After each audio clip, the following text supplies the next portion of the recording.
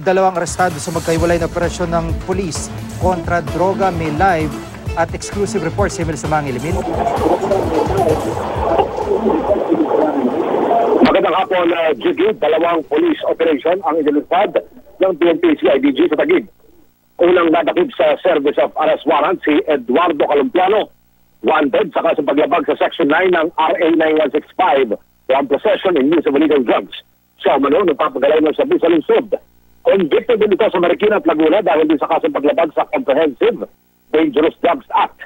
Ikinagtan ni Calumpiano mga kasabot sa lugar, nagpa-set up ng bypass operation ng CIDG. At dito naman nadakip si Owit Taglupis na supplier daw ng droga sa ilang barangay sa Taguig. Ayon sa CIDG, NCR, dahil sa mga anti-illegal drugs operation, pinapalakas pa rin daw nila lalo ang offline pagtubis o yung mga paghahalap sa mga wanted na tao. Jiggy. Maraming salamat, Emil Sumangil.